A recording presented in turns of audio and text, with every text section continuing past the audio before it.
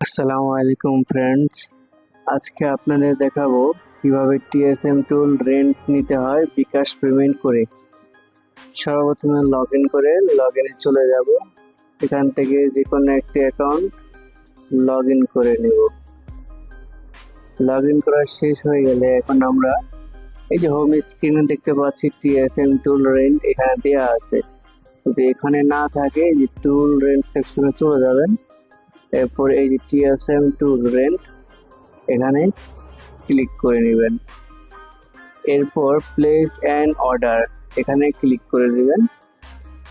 এখন যদি বাইন্যান্স থাকে আপনি বাইন্যান্সের মাধ্যমে অটো সিটিসি পে করতে পারবেন, আর যদি বিকাশ থাকে বিকাশে পেমেন্ট করতে পারবেন। এখন আমার বিকাশ আছে, আমি বিকাশ পে করব। পে নাওতে ক্লিক করে দিলাম। এরপর এখানে বিকাশ নাম্বারটি চাচ্ছে, আমি আমার বিকাশ নাম্বারটা এন্টার করি 019। কনফার্ম দেওয়ার পর ওটিপি আসবে, অপেক্ষা করি। হ্যাঁ, ওটিপি চলে আসছে 205783। কনফার্ম করে দিলাম। এরপর আমার পাসওয়ার্ডটা দিয়ে দিলাম। এরপর কনফার্ম। দেখেন সাকসেসফুল ভেরিফিকেশন হয়ে গেছে। এটা একটু মার্চেন্ট ওয়েবসাইট।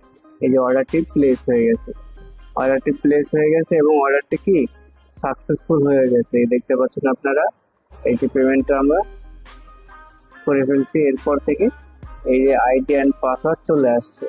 এখন আমরা এটা লগ ইন করে দেখবো এটা কি সঠিক আছে কিনা।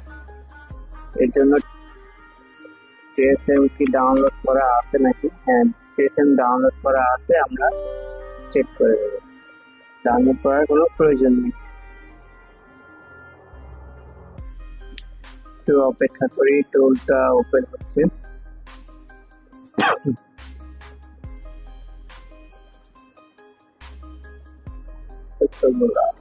ব্যানার চলে এসছে।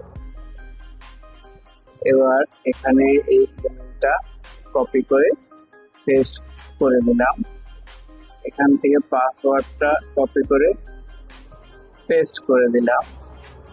সো পাসওয়ার্ড দিয়ে সাইন ইনে ক্লিক করে নিলাম। দেখি এবার, হ্যাঁ, এই যে লগ ইন হয়ে গেছে। এখন আমরা চাইলে সব ধরনের কাজগুলো এই টুল রেন্ট নিয়ে করতে পারবো। এখানে স্যামসাং এর এফআরপি, এলজি, হয়, মিডিয়াটেকের অনেক কাজ এটার মাধ্যমে আপনারা করতে পারবেন খুব সহজেই। তাহলে আজ এই পর্যন্তই। নেক্সট ভিডিও দেখার জন্য আমন্ত্রণ রইল। ধন্যবাদ।